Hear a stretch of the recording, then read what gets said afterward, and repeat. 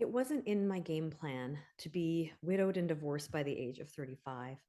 I had really grown up with and believed in the Cinderella story that all you have to do is meet and marry your prince and you'll ride off happily into the sunset.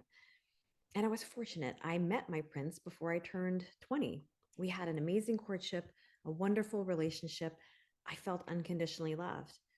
And after 2 years together, we got engaged, and I thought I was going to get my fairy tale ending. And I remember the day that everything changed. I was at university picking up my midterm results. I decided to call my fiance to check in and see how his doctor's appointment had gone because he was having back pain and experiencing fatigue. And I remember hearing him crying at the other end of the line and him saying it's cancer. And I asked how long, and he said 3 months. I remember dropping the phone and running back to my apartment. It was a bright sunny day, and everybody was just walking and laughing and acting as if nothing had changed. But for me, everything had changed. So I withdrew from university. We got married to honor our love for each other. And shortly thereafter, he died. We had a wedding and a funeral only 6 weeks apart. And I became a widow at the tender age of 22 with no idea how to deal with the lemon shaped curveball life had just thrown at me.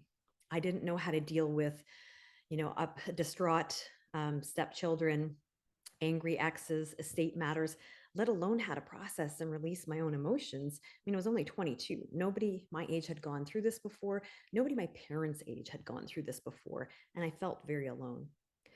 I'm guessing by now, life has thrown a lemon or two at you as well. A job loss, financial difficulties, health challenges, breakup, divorce, death of a loved one, caring for sick family members. And it can taste pretty bitter, especially when it's unexpected. But I've discovered that there are 3 steps you can take to go from feeling bittered and struggling to feeling empowered and thriving. And I'd like to share these 3 steps with you today in order to help you with whatever you're going through. So, welcome to Embracing Change, Using Challenges to Uplevel Your Life. I'm Karen Strang Allen, a love and empowerment coach. And I'm really looking forward to sharing some insights with you today from my journey that I believe will be helpful with yours. So, after my husband died, I tried to tell myself I was fine. I stuffed my feelings down. I applied for a new degree, moved to another city, and then I noticed something was wrong. I couldn't do simple things like walk to school or climb a flight of stairs without getting winded. One day I dropped the cap to the orange juice container on the floor and I burst out into tears because I felt too tired to pick it up. So I went to see a doctor. I was diagnosed with depression and prescribed antidepressants. And it's not surprising in hindsight. I mean, I didn't know how to process and release the pain I was feeling. And that's when I learned the first step in embracing change, which is to process your emotions. We live in a culture that teaches us that negative emotions like sadness, anger, or fear are bad. We're told to just get over it, suck it up, move on, which is effectively a prescription to suppress and avoid our feelings. But our emotions are not bad. They're messengers. They're a normal part of being human. And emotions we bury don't just go away. They come back in one of 3 forms, either as physical illness, as mental illness, or in conflict with others. As Shakespeare reminds us, there's nothing either good or bad, but thinking makes it so. So we have to stop thinking that emotions are bad. We need to stop shaming ourselves and others for struggling or grieving in times of difficulty. Instead, we need to acknowledge what we're feeling openly, talk to supportive people and professionals, and learn how to move through, process, and release our emotions in a healthy way. So, with whatever you're going through right now, ask yourself, what are my emotions trying to tell me? What do I need in order to feel better? And how can I show myself more love and compassion? Thankfully, I found a great therapist. I discovered I didn't need a pill to suppress my emotions. I just needed somebody to talk to help me to move through what I was feeling and get to the other side. With her help, I finished my degree. I got a great job out of university, joined some sports teams, made new friends, and eventually remarried and had kids. And for a while, things were really good. Then 10 years later, my husband and I realized we wanted very different things from a relationship. So we decided to amicably separate. I was just starting a business with no predictable income. My kids were only 2 and 4. And as I moved out, my mom was diagnosed with early onset Alzheimer's, and she lived quite a ways away. So life decided to pitch me several lemons this time. And that's when I learned step two in embracing change, which is to shift your focus forward, because what we focus on determines how we feel. We're wired as human beings to resist change. We want life to be predictable. So when unexpected challenges happen, we push against them because it's not what we want. But as the Dalai Lama wisely said, pain is inevitable, suffering is optional.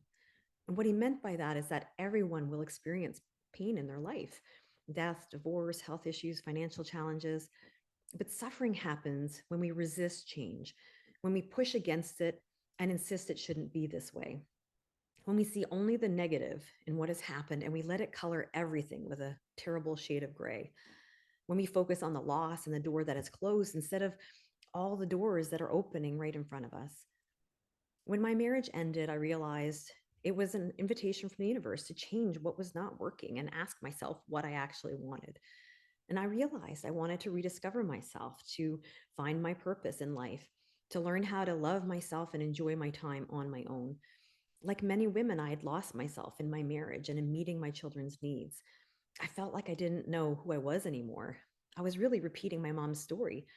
My mom had also lost herself in her marriage and in raising four children. And then she literally lost herself when she developed Alzheimer's. I remember when she was in the early stages of the disease, I'd read an article that said that music can help people with Alzheimer's retain their memory longer. So I asked my mom, what are your favorite songs? Because I wanted to make her a playlist. And I remember my stomach sinking when she said, I don't know, whatever your father likes. And I realized she had self-sacrificed to the point to where she had literally lost her identity. I mean, she didn't even know who she was or what she liked. So I decided to learn from her example, to reclaim my life and make it my own again. I started taking courses and having fun with friends, discovering what made me feel joyful and alive. I rediscovered my love of photography, scrapbooking, travel, nature, hiking, and kayaking. I embraced the opportunity to be single. And you know what? I discovered it could actually be an empowering time filled with fun and freedom. Being single didn't actually suck. It was one of the best things that ever happened to me. Most of us are just sleepwalking through life, not living fully. We're doing what we think we should do or what others tell us to do, not what we actually want to do. Our challenges are a wake up call, they're an invitation to arise from our slumber. So when things go wrong, take a look at what's not working in your life. Ask yourself, what do I really, truly want that's even better than before? So fast forward 5 years, and the universe decided to pitch me some new lemons. This time, it gave me a cycling accident, a major concussion that made it very difficult to function day to day. It gave me the loss of the contract I was working on, so I was unemployed, a breakup with my boyfriend and best friend at the same time. Shortly thereafter, my mom passing away at the age of 66, and full scale adrenal burnout. And this all happened in a 6 month period. So I struggled to handle so much adversity all at once. And like many people do, I asked myself, why me? Why now? What did I do to deserve this? I even asked myself if I wanted to continue this thing called life. It was going to be so bloody hard. But those questions are fundamentally disempowering. They take us down a rabbit hole of powerlessness and thinking there's nothing we can do to change things for the better. And that's when I learned step three, which is to ask better questions. If you want to improve your life and feel better, you have to learn how to shift your perspective about what's happening. And one of the best ways to find higher ground is through asking better questions, like, what is the opportunity in this challenge? What is the lesson, the growth opportunity, the blessing, the gift? How can I turn this into something good?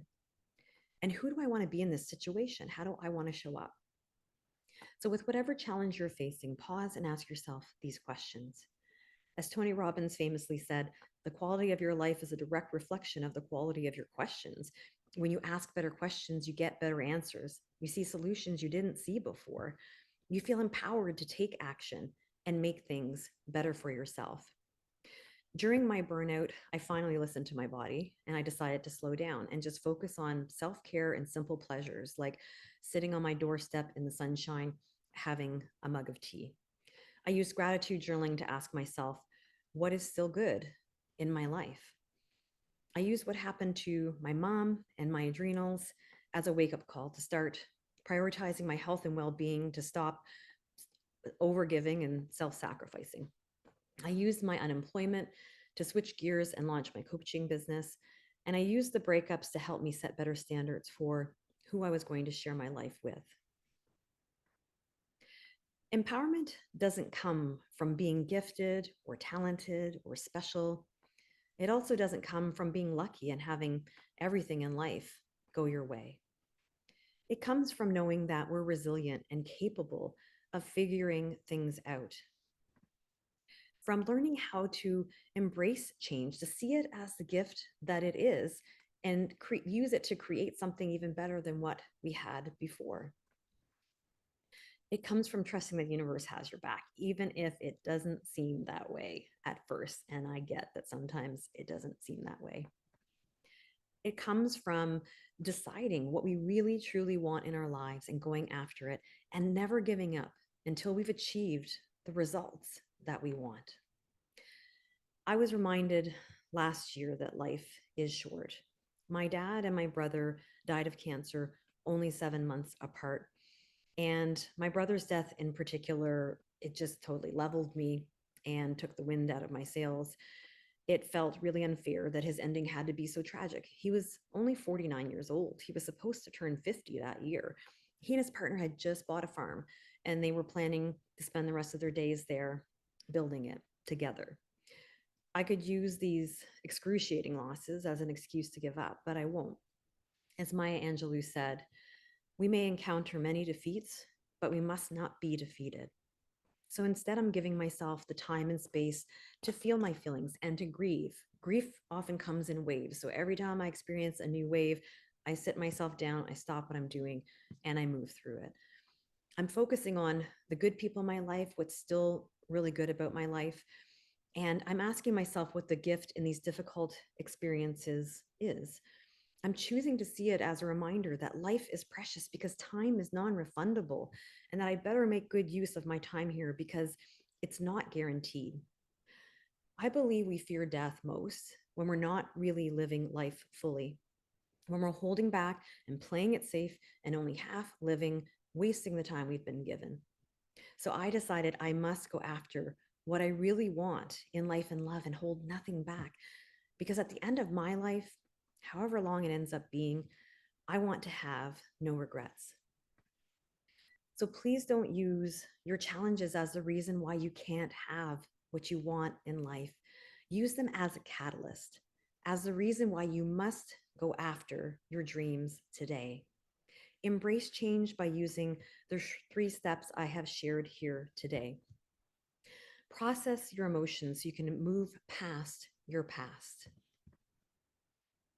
Shift your focus forward to what you want in the present moment. And then ask better questions so that you can create the future you really want. The happiest people in life aren't the ones with the fewest challenges. They're the ones who know that happiness is not determined by what happens to you. It's not determined by your past or your present circumstances. It's determined by your ability when things go wrong to get back to an empowered state as quickly as possible, to leverage change to create a life you truly love. And these are skills that anyone with determination and a desire for growth can accomplish. As Steve Maraboli says, happiness is not the absence of problems, it's the ability to deal with them. I know for myself, the people I most admire in life are those who've been through heartbreaking difficulties, but they're still grateful for what they have. They're living life to the fullest and they're lending a helping hand to others. Your challenges are not here to break you, they are here to transform you, to wake you up and cause you to ask for something more, to cause you to grow and become the best version of you that you can be, to make you start living fully now and stop putting off your happiness, and to create a ripple effect so that you can inspire the people around you to do the same. I know as a coach, it's actually a good thing when somebody's life falls apart because when things are just okay and they're in their comfort zone, they're not motivated to change. When things fall apart, they are. The key is they have to choose to see their challenges as an opportunity to up level instead of getting discouraged and letting life get them down. I mean, think about it. How much would your life change if you started to believe that everything is working for you, not against you, as Oprah Winfrey likes to remind us? That every challenge is a blessing, here to help you grow. So, my invitation to you today is to embrace change. Use it as a catalyst to live life fully. Take those lemons you've been given and make lemonade. And find meaning in your challenges so that you can rise above them and catapult forward. If one of the areas that you're struggling with happens to be love, or if you know somebody who is, I'd like to invite you to a free online masterclass. It's called Loving Without Losing: How to Attract the Love of Your Life Without Losing Yourself Again. It's my best free training so far. In it, I'll be sharing how some of my clients use my 5-step strategy to attract their soulmate, even if they've been stuck in a cycle of toxic relationships for most of their life. The secret to finding lasting love now without desperately chasing after it or passively waiting, and how to enjoy life as a single woman, how to do all of these things while staying true to yourself. So, this masterclass is 45 minutes long. You can attend it online for the comfort of your own home. To learn more and to register, go to KarenStrangAllen.com. Thank you for attending today. I hope this has been helpful to you. Just remember, be brave, embrace change, and create the life you want today. I'm Karen Strang Allen. Bye for now.